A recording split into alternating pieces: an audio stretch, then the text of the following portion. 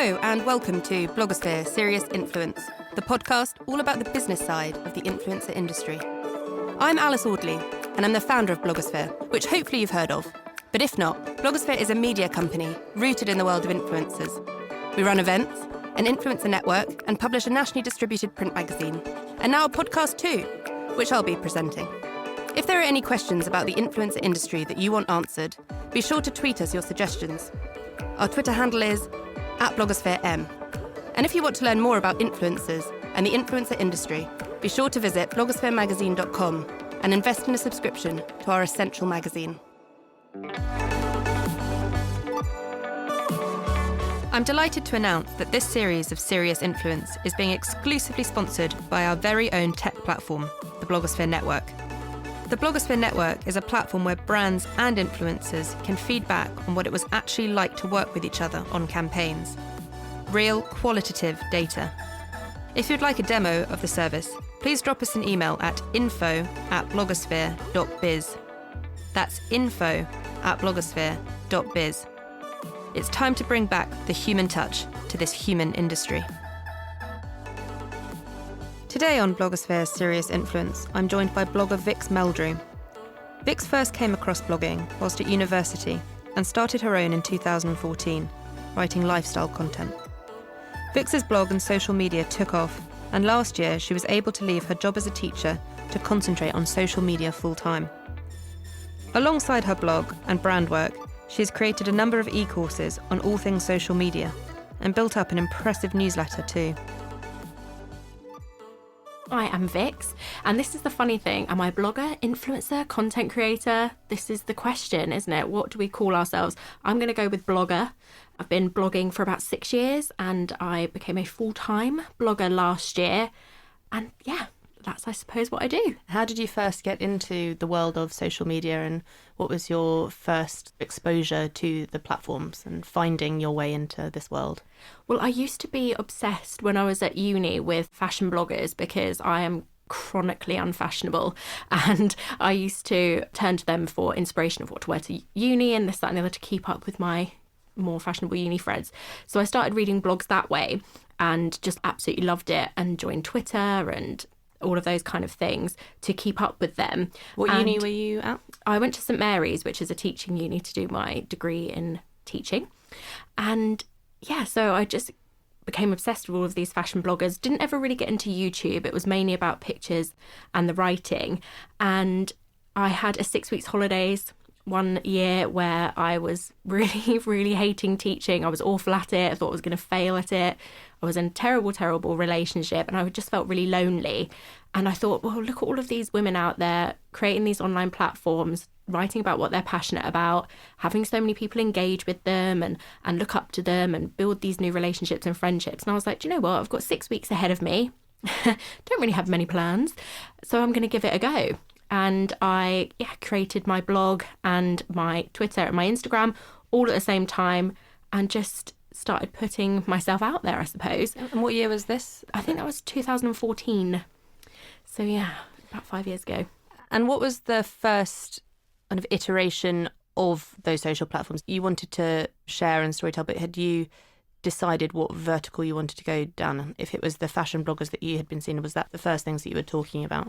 Yeah, it was a very misguided kind of approach because I originally got Twitter to live tweet the 2012 London Olympics and, you know, sending all my really witty tweets about the Spice Girls and Mr. Bean, and kind of started that. And then when I began in 2014, like I said, I was obsessed with those fashion bloggers, but I'm not particularly fashionable. I'm quite curvy, plus size, whatever you want to call it.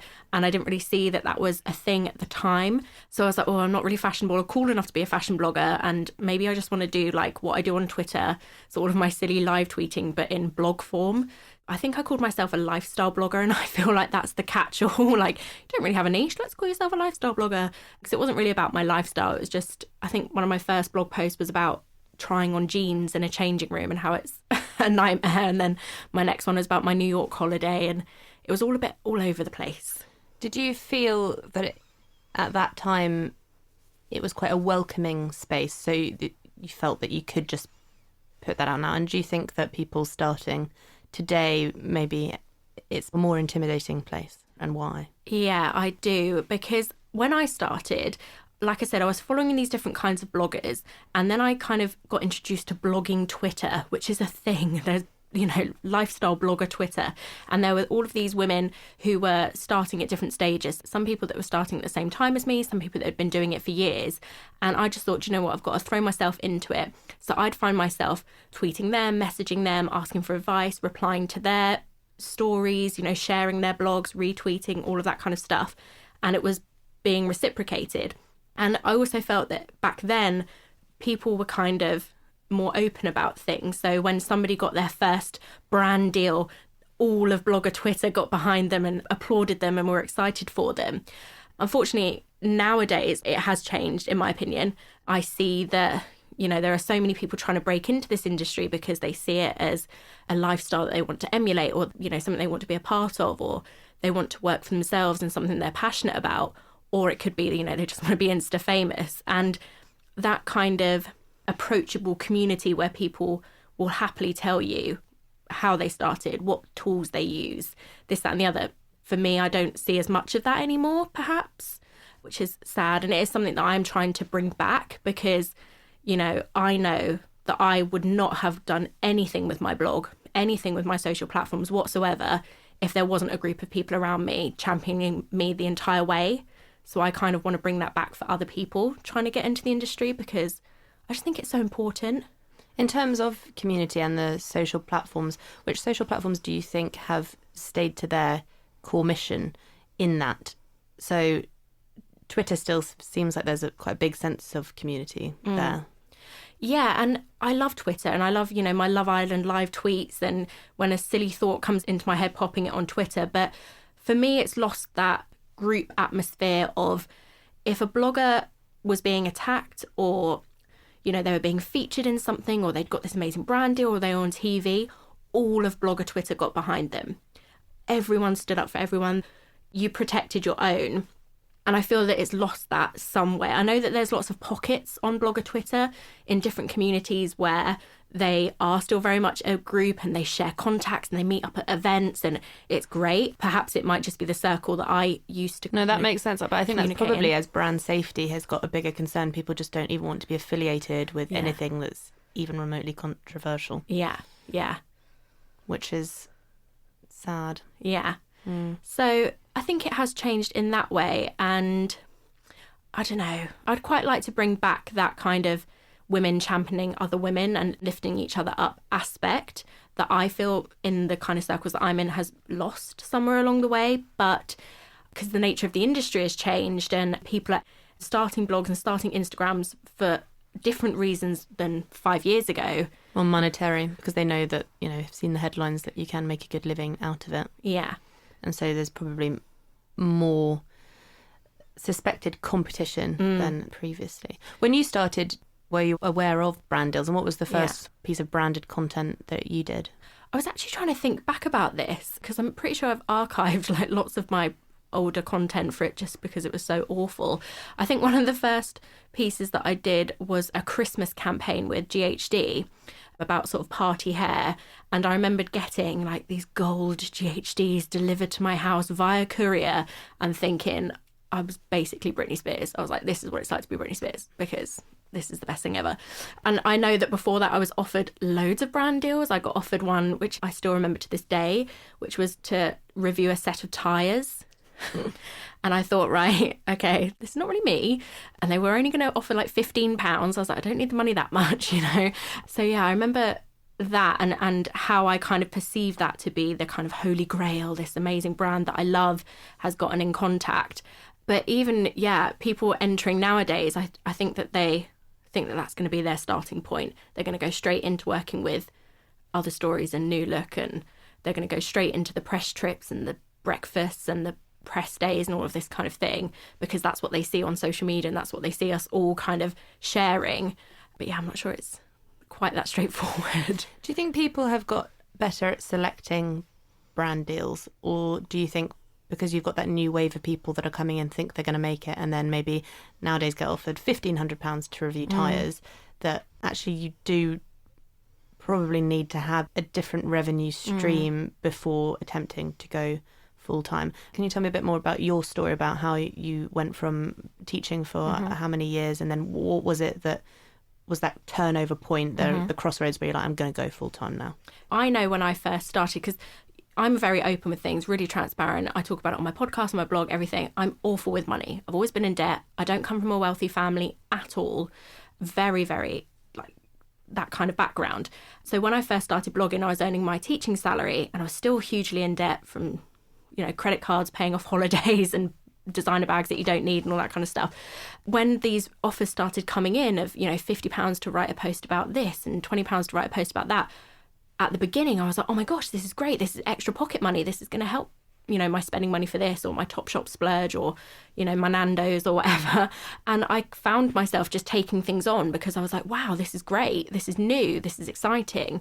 And right at the beginning, I never thought to myself, okay, does this align with my brand? Does this align with my audience? I didn't really have that knowledge and that kind of Do you think people had really seen like personal branding back then as a thing? No, it was just kind of a hobby. And that's another thing that's changed definitely over the years, is that back then it used to be like, get your money, girlfriend, like, go on, you do anything, go and get your money, get paid, it's great, we should be excited about that. Whereas I feel like past few years, it's kind of changed to be a bit more like, do you really need the money to sell skinny teas and lollipops and all this kind of stuff? Or should you be a bit more mindful over it?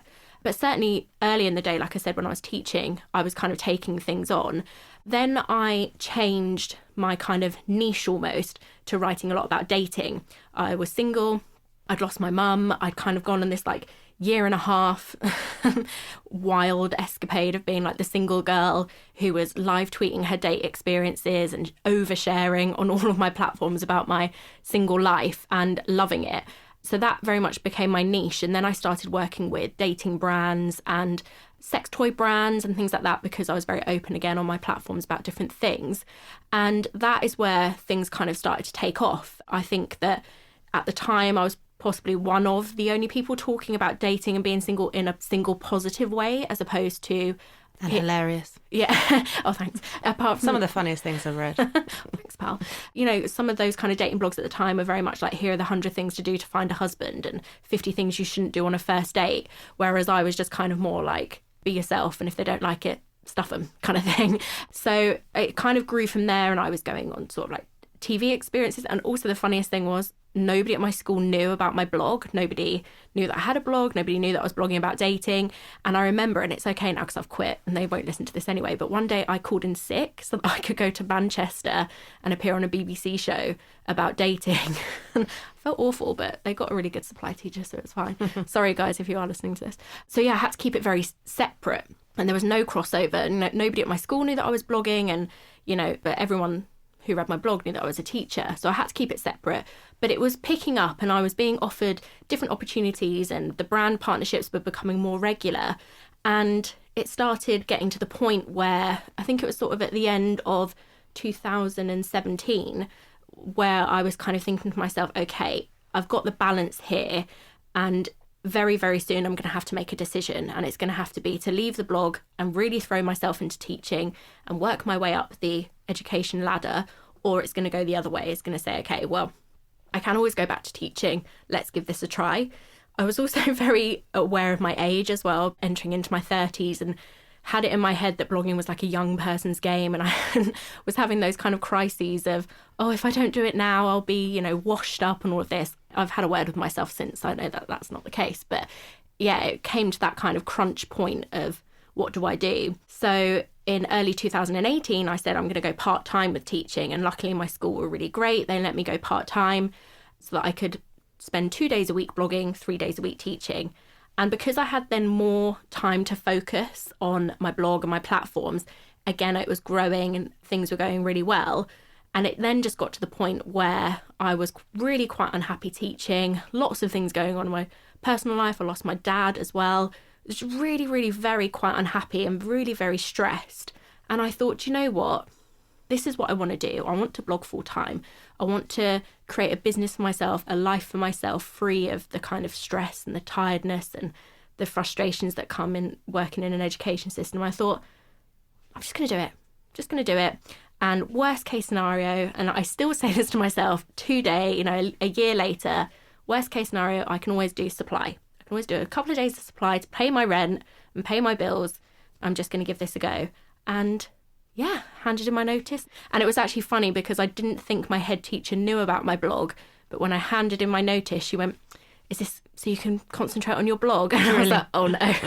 Which ones have you read? Yeah, exactly. Which ones have you read? And yeah, that was that. Because you're engaged now, so Yeah. you resigned when your niche was dating and relationships. Did you have to think, what's the longevity in this? And when you met your fiance, you've got half of you, falling in love, and the other half being, oh dear, that's my niche. What was that transition like? Horrific. 100%. I still tell him he's ruined my dating blogger life. No. Yeah, I had a period where the dating stuff was going really, really well. And then I met Ben. And I had a period where I was kind of like, well, I can't write about dating anymore. So what am I going to do? Because that's what I'm known for. And I think because I'd started writing about mental health, grief, other things as well, I hopefully had built this really engaged community of people around me who would read anything that I kind of wrote. I started writing about Love Island and all of this other kind of stuff. And luckily, a lot of people kind of stuck with me. But I definitely had a period of about 6 months where I was like, right, this is the time that I'm going to go full time.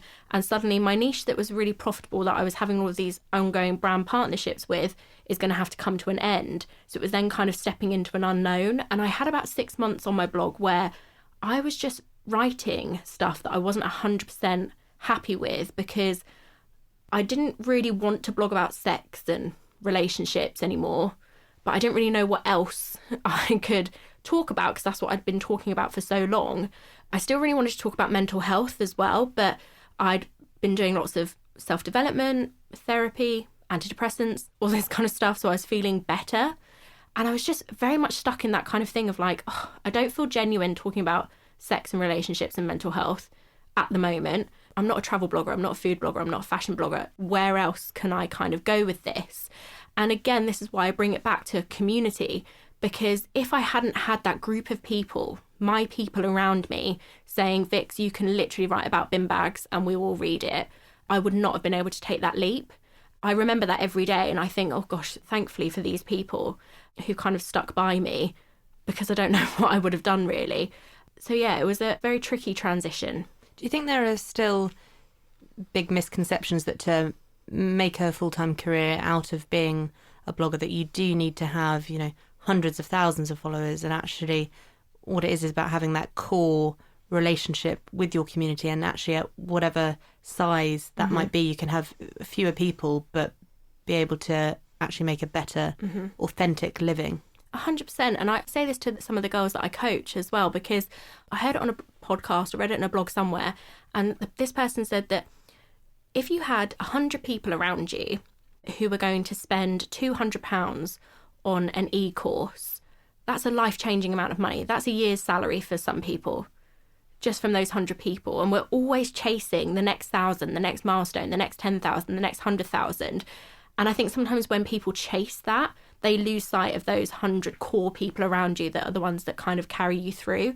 And it's funny as well, when I went full time and I started coaching other bloggers and I started writing about blogging and how to become a full-time blogger, I had so much negativity from people saying, well, you haven't got 100,000 followers. Well, what can you teach about Instagram? You've only got 10,000 followers. And what can you say about blogging? You don't have 1 million viewers a month. And I got that kind of criticism. And actually, I felt like that is the exact reason why I can teach about it, because growing to 100,000 nowadays is really, really, really difficult. Really difficult. You could be putting out the best content, have the best strategy, be the best person, and you still might not get there. And that's a lot of eggs and effort and energy to put in that basket. Whereas actually what I can teach is you don't need it. You need a core group of 100 people around you that are going to support you. You need engagement. You need friends and fans and people, I hate the word fans because it sounds like really up your own arse, but do you know what I mean, who really believe in you and follow you. And that's what I teach. That's who you need to nurture, and that's who you need to grow. And forget about the 100,000 people who don't really care about you, you know? In terms of your revenue split, you mentioned there that you do some blog coaching. So how does your portfolio of being a full-time blogger look like? Yeah, and definitely, again, I would not have been able to go full-time if I didn't have my other diverse streams of income, and it's definitely something that's not talked about. when people go full-time with blogging. And I get it. They want their brand to be, look at me, I'm a full-time blogger. Here I am having lunches and brunches and all of this kind of stuff. That's part of their brand and the image they want to curate. But not many people talk about how else they make money, especially if those invoices don't get paid. And especially if you don't live at home, if you're living on your own in London with London rent prices and your rent needs to be paid, otherwise you're going to be kicked out. You need streams of income that are going to carry you through. So I'm absolutely fine with talking about this completely. But luckily, I think it was sort of summer of 2017, I started doing these things what I called working lunches. And I didn't charge people. I just met with bloggers and had lunch with them and talked to them about how I'd grown my platforms and gave them tips and this, that and the other. And it was really helping them. And then they'd recommend me to other people. And then I thought, oh, okay, like I'm not going to charge extortionate prices because I'm not professional. And I had all of these misconceptions in my head that I needed to, I don't know, have a PhD in blog coaching or something. You do have a degree in teaching though, so it is a nice unison. Yeah, well, that's what I thought, I'm using kind of my skills here. So it kind of started growing from there, and it was kind of word of mouth. People that I'd worked with were recommending me to their friends, to other people, testimonials, that kind of stuff. That I thought, okay, maybe this could be a thing. I knew of Instagram coaches or social media gurus and stuff like that, but I didn't really know of anyone who was helping bloggers kind of learn about monetizing their blogs and maybe taking it to part-time to full-time. So I thought, okay, I'll start doing that. So I had that going on in the background, and that's kind of grown from there. And I think it was actually a year ago on Sunday when I started my Exciting Emails newsletter. And I initially started that because I wanted to be like a blogger newsletter, like here's what I'm wearing, here's what I'm watching on Netflix, like here's my life updates. But each issue I was sharing my opinion on something in the blogosphere. So something, the latest Instagram news or this, that and the other. And it got quite popular, and it's not massively popular. I haven't got 100,000 subscribers again, but it was growing and people were talking about it and people were looking forward to getting it each Sunday. And from there, I kind of thought to myself, okay, if I'm going to go full time, I cannot rely on sponsored collaborations. I had 10,000 followers at the time, so I was making maybe £100 to £200 per Instagram post. That's not going to pay my rent. I live in zone 3, and I was getting sponsored blog collaborations, but some months you'd get 5, other months you'd get 1, or sometimes you'd get none. So I thought I need something regular. So I started doing loads of e-courses, loads of reading, read hundreds of books, hundreds of blogs, took loads and loads of e-courses, invested in loads of education for myself to learn about diversifying my income streams. So now I don't really make that much money off of affiliate income because, like I said, I'm not a fashion blogger or a beauty blogger. I don't talk about products all the time. I don't have any on-page advertisements at the moment. So my streams of income are sponsored posts on my blogs and my Instagram, my blog coaching. I now have a membership that people can pay like a monthly fee to access tips, group training, resources, courses, events, all that kind of stuff.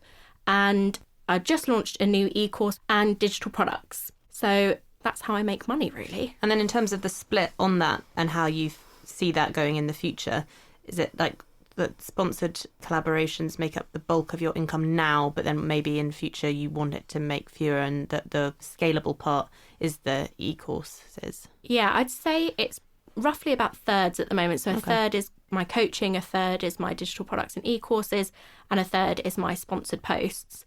And sometimes it's 1 month it will be something will be launched, and then the bulk is then my digital products and my e-courses. And other months it's that I get fortunate and lots of great collaborations come my way. But yeah, roughly I'd say a third of each. As a blogger influencer, and in terms of building up those communities around you, obviously you've had the experience of doing that through blog. Lots of people want to come on and, as you said, be Insta famous. Can you engage on Instagram, do you think, in the same way and build those type of relationships with people that you can in the blog? And newsletters, are they an untapped result? Should people be really concentrating on building up their own newsletter? The conversion rates on actually selling something through a newsletter as opposed to an Instagram post where you can't really track it anyway. But Oh, 100%. And I do really believe that you can build a community on Instagram. I've found that I've got a whole different community on Instagram that have only just discovered my blog but have been following me on Instagram for longer. And depending on how engaged you are with your followers, you can definitely build that. I really, really try hard to reply to all of my comments and all of my DMs. And I know that I'm lucky because I don't get thousands a day. I get, in the tens or hundreds. And I do try and spend time engaging with those people to build that side of the community. But I have said this all along, I would not have been able to go full time with my blog without my email list. And it is not a huge email list. And, you get these gurus who come and say, here's how to get 1,000 subscribers in 20 minutes and all this kind of stuff, or 1 million in 6 months. My email list is 2,500 people. And that has taken me a year to grow. That's not huge. As you go back to 100 people. Exactly. All you need is 100 people. And through my email list, I find that everyone on my email list are so much more engaged with me than my Instagram followers, Twitter followers, and blog readers. I feel like there's something very personal about coming into somebody's inbox and speaking to them directly. A newsletter is very general. It's very kind of like, hey guys, this is what I'm up to, follow along. Whereas email marketing, which is something that I've been doing lots of self-education on, is really a tool for growing those personal relationships. Even last week, I sent out an email to my list, and it was quite a daring email. The subject line said, "Do you really want to be here?" And in my email, I said, I'm addressing this to everyone, but the only people I want subscribing to my list are people who really want to be here.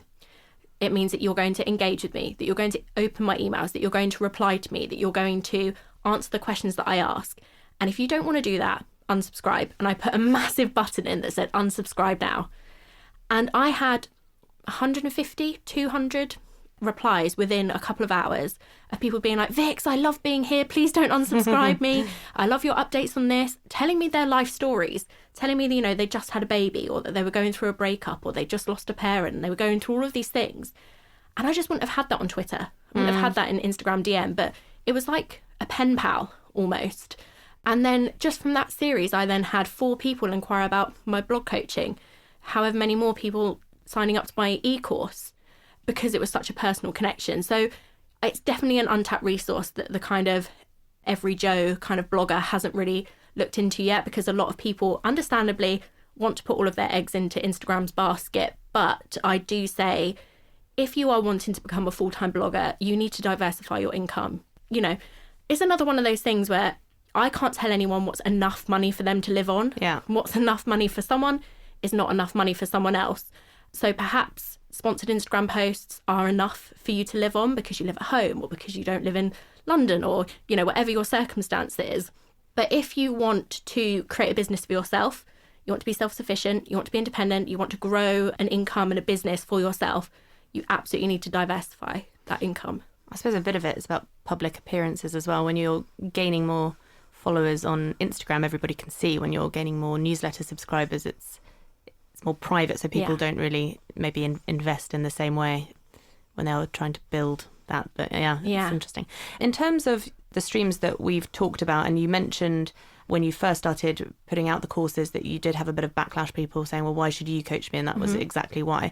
In the breakdown of negativity that you get online now, where it's focused to in terms of those streams, where would you say that is? Is it when you're doing like branded content? Is that when you get a bit more backlash? Or is it when you're pushing your own things and then people think, well, why, it's their imposter syndrome, I think. It's very often it's that people that are the most negative are the people that probably have those same aspirations themselves but aren't brave enough to do it. Yeah, so want to tear you down. Yeah.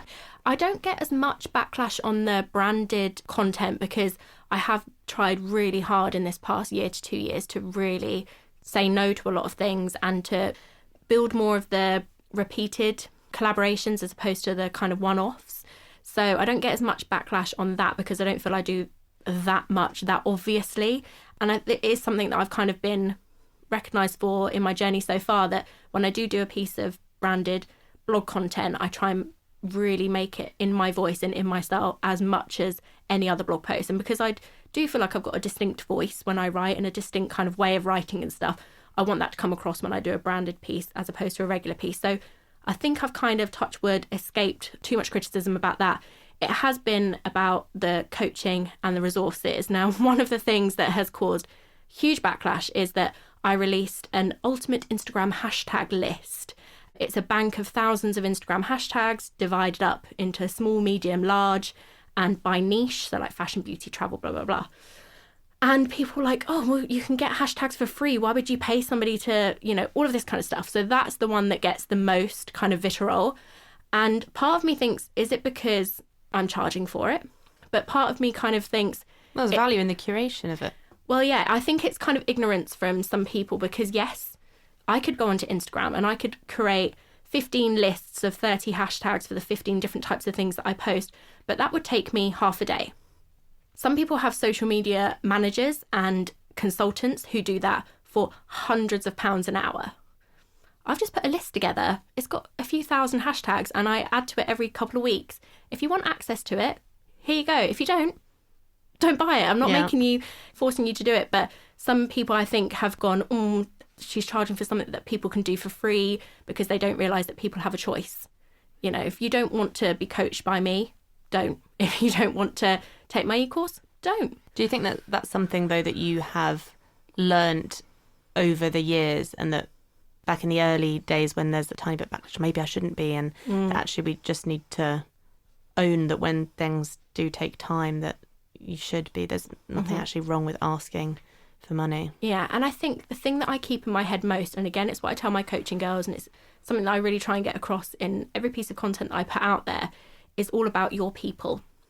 My people, those 100 people, 2,500 people, how many people, if they're my people, they understand the value, they understand that they're getting it from me because they align with my values and my journey and this kind of stuff. Everyone else is not my people.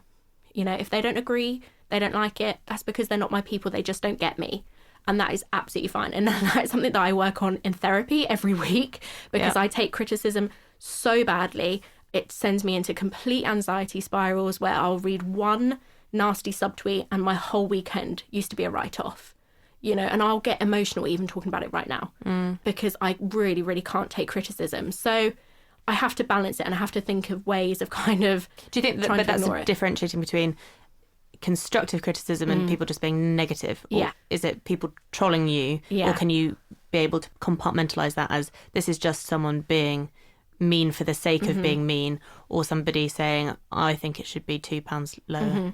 And you're like, you have no idea on the production costs on that. I think I'm a very self-reflective person, and I know when I've made mistakes, and I know when I've done something wrong, and I know when I've done something that doesn't align with my values, and I'm always the first person to bring myself up on it. So when somebody says something that I've already told myself, I can accept it and I can say, yeah, fair enough, because I already know that about myself. But it's the trolling, the unnecessary kind of bitter comments, jealousy comments, whatever you want to call them. But they're the ones that I know are meaningless, but they're the ones that hurt the most sometimes, you know. Mute, block. Oh, it's my favourite, absolute favourite. I think I used to follow like 4,000 people. I think I follow about 1,000, and out of that 1,000, I think maybe 5 are not muted anymore. Constantly having to mute people because and I've spoken about this a lot as well, I feel like nowadays with the way the content creation world has absolutely exploded, everyone is entitled. Everyone is entitled to your blog post, to your Instagram post, to your captions, to your feelings, to your thoughts, because you've put yourself out there. So they feel entitled for you to create things for them. And when you create something that isn't for them, because they don't agree with it or they don't like it or it's not in their interests, they feel entitled to tell you that what you're doing is wrong. And that is the world we kind of live in now. You know, whether it's a celebrity, an influencer, a politician, whatever, we're entitled to what they do because they've done it online. So I have to bear that in mind as well, that sometimes it's not coming from a helpful place or from a kind place. It's coming from a place where we've kind of got to that level of having a relationship that is that close, and that actually when they're being negative it's they feel entitled to it, but because the relationship is so close, when it's a positive thing, that they're also going to tell you and would be more likely to invest in you. What do you think the biggest mistakes in the world of content creation and content creators and influencers are at the moment? For me, something that, and again, it may be because I feel entitled, something that hurts is the wrong word, but when creators kind of forget where they've come from. I follow lots of creators online who have over 500,000 followers, nearly 1 million, thousands of DMs a day, hundreds of thousands of comments a day, hundreds of thousands of likes a day. But if you reach out to them and say, you inspire me, you're amazing, you're this, they will thank you. They are humble. You know, you see them at an event, you chat to them online, they are still humble. They've remembered where they've come from. And there's another breed who, you know, one like on an Instagram photo and they think they're Beyonce. You know, we see so much in the news nowadays of influencers being ridiculed. Firefest, the follow, this latest thing with these creators taking photos on cars. As soon as an influencer is doing something, the whole world feels like they can have a pop at it. And that has gotten to a place, I think, where some people have sort of lost sight of kind of appropriate behaviour along the way. And it's now escalated to a point where it's a joke. So I think that is a huge mistake, is that people have forgotten why they started, who got them there in the first place. They've forgotten that they're not online shopping galleries, you know, that they are people and they are building relationships with people. I suppose it started off with those relationships and then money became involved and then everybody was scared to put a foot wrong to jeopardise the income and then became less real, lost that connection, became more mannequin in some way. Which is sad because, you know, you see creators who started off and they were elevated to such a position by this loyal group of fans and friends who got them to the position that they were. And then it became too overwhelming, perhaps. So, you know, life gets in the way. It gets so big that you just don't know how to keep track of it. You know, we keep going back to that 100 people that got you there, you've now forgotten. And then the backlash comes. Because you can't physically reply to 100,000 DMs. No. Yeah. I mean, it's tough. I can see the sides to it. Yeah, definitely. It is all about that balance. And I think that there are some creators who've made their brand this unattainable luxury. I am the dream world. I am like an A-lister. I'm sitting front row at Fashion Week. I'm this, that and the other. And that's what their image is. And that's what they've always been. So you can kind of think, okay, wow, that person I kind of admire for all of these reasons, but I'm not going to be able to DM her about Dancing on Ice finale and get a response. Like, you know that. Whereas some have made a whole career on being girl next door, everyone's favourite, this, that and the other. And I worry about this as well. You know, everyone knows me as being really honest, really transparent, really kind of says it as it is.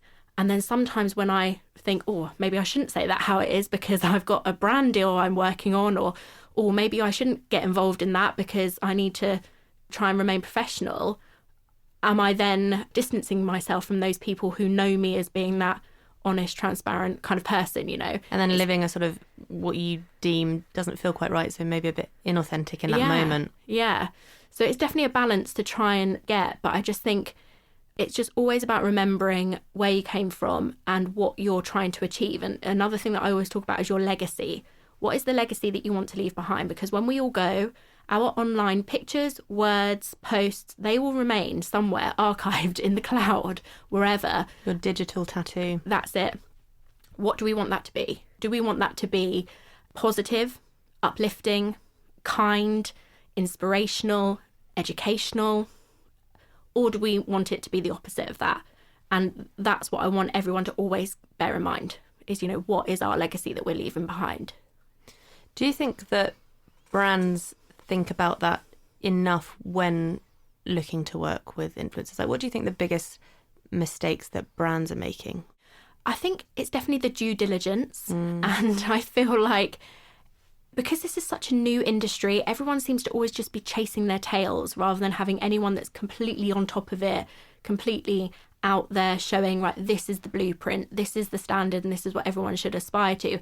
Everyone's kind of making it up as they go along, from creators to brands to everyone, because it's so new. And until it's had that time to settle and good practices is celebrated more and we're being kind of transparent about it more, it kind of shrouded in that mystery where we're not getting these best practices. So everyone's kind of chasing their tail in that they don't really know what's the best way to approach things. One brand might think that their approach and their budget and their expectations is right, and it will be completely different to someone else. And you don't really get that in many other areas. You know, with traditional marketing and traditional advertisement and PR, there's very much a set procedures. It's not really translated over to influencer marketing yet. So I feel sort of this new separate entity that people are experimenting with, and some being successful, some not so successful. Yeah, experimenting and often exploiting. Yeah. Because they see... That's just not talked about enough either, actually. And it's all the brands that have worked with the fraudulent influencers who've got the fake followers. But, you know, you mentioned earlier payment terms. How many brands and and the commissions that are being taken in the middle from agency to agency and then to actual influencer. It's a two-sided market, and there isn't enough of a voice, I think, for the influencers. No. And I've done a few consulting things for new PR agencies that are starting or new brands where I've spoken to them about, as an influencer, what has worked really well in the past for me and what has not worked very well, and kind of helped them guide themselves into coming up with a framework. But it just shows that there's no framework for it. There's no understanding. It's everyone kind of trying to learn from each other. And when things are shrouded in mystery and when things aren't transparent, that's where exploitation happens.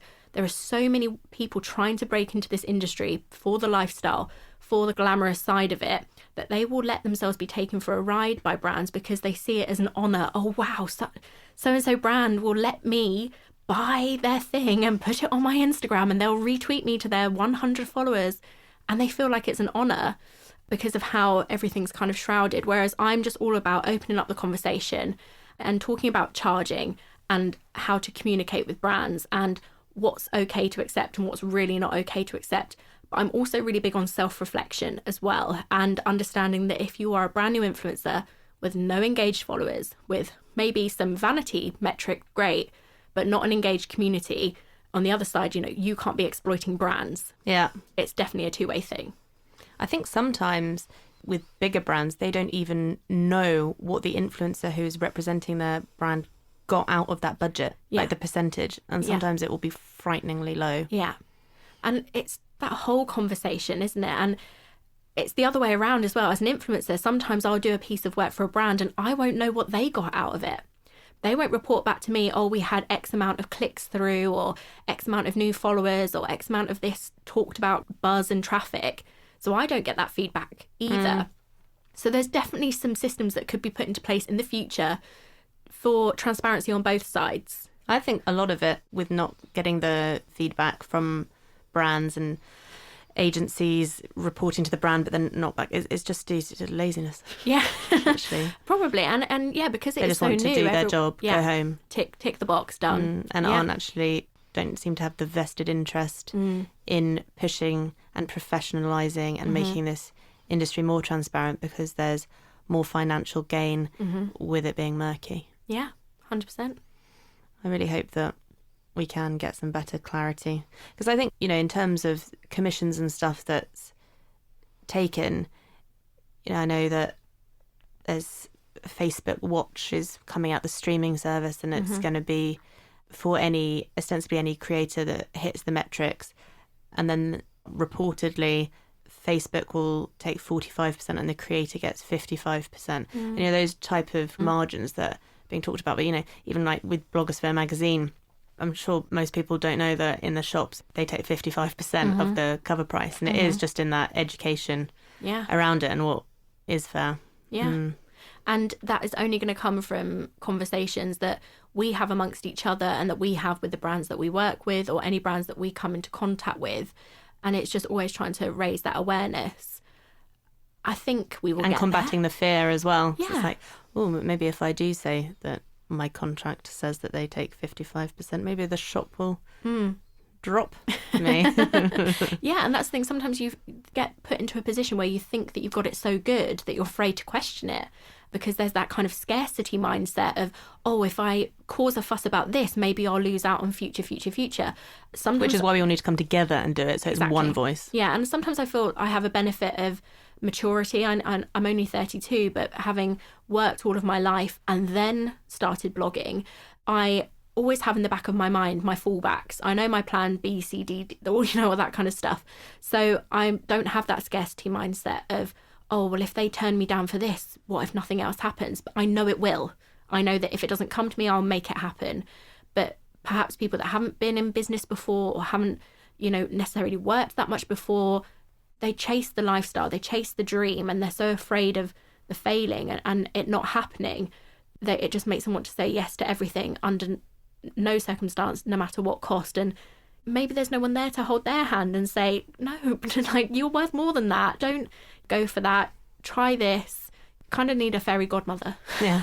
Well, which is maybe what you are. That's what I'm trying. Yeah. The girls that I coach, they come to me all the time and they say, oh, this brand, they want me to work on this and they want XYZ content times 5 and this is how much they want to pay. And that's what I want to spend time going over with them. Okay, what are you offering them? What are you going to get out of this? What are they going to get out of this? Look at it from every single angle.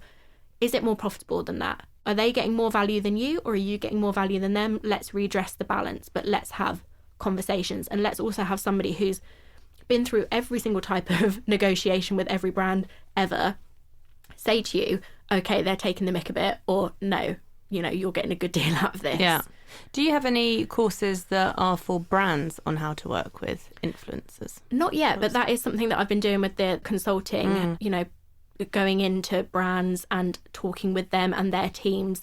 Even some big brands that you would think have it down, you see them working with influencers and holding press days and this, that and the other, they've still called me in to come and chat to them about it. I think with the bigger brands, it's actually even harder because they've got so many people that they just throw it to one department to the next department and just take the new thing. You must be able to do it. You're a bit younger. You can handle it, not to be ageist about it. But I think although influencer marketing is only growing bigger and more brands are investing more money because they can see the success, there is still a huge proportion of brands that just outsource it to PR with no budget, and it's just not sustainable. Yeah, and often bloggers, you see it all the time on Twitter, sort of calling out PR brands and, oh, can you believe they said this to me and how dare they only offer me this? And it's something I work a lot with Rosie, who is the marketing manager at Tropic Skincare. We work together at lots and lots of collaborations we've done in the past, and I recently had her as a speaker at one of my events so that she could talk to the bloggers that came to the event from her side and to say, we are human. We want to build relationships with you as much as you want to build it with your audience. We want to get as much out of this as we want to give you, but please be aware that sometimes it's out of our control. Sometimes we get given a budget and get told we can share it between 2 influencers and sometimes with 100. It's not personal. It's somebody on our back telling us what we need to do as well, which I think we don't always bear in mind because, we're communicating with somebody and we don't get the outcome that we want. They're the devil. How dare they do this to us, and we feel rejected and we feel sad and all of this kind of things. But it is business, and that is definitely a line that gets crossed sometimes because we enter in this industry that is amazing. We do have an amazing lifestyle and we get to meet great people and have these incredible opportunities, so it doesn't feel like business and it doesn't feel like work. It just feels great. Yeah. But we do need to remember that there is business here somewhere and it is money making. And we have to kind of operate within those kind of parameters. Yeah. I think you made a good point there in an event that has both sides of the industry as well as an offering, because too often you'll just have industry-only events where all the agencies will just sit together and talk about what's going on in the market, and then just influencer-focused events where people aren't talking, but actually to bring both into a room and actually talk, that's the only way that you're going to really be able to educate. Yeah, and often events are the only place where it can happen because PRs and influencer outreach managers are so constricted by what they can say and do because of their professional parameters that they can't always be open about their views on things. So sometimes newer influencers coming into the industry are only hearing about these relationships from other influencers. And you're going to hear the good things, but how many times do you see on Twitter somebody saying, oh my gosh, the PR at so-and-so brand is amazing?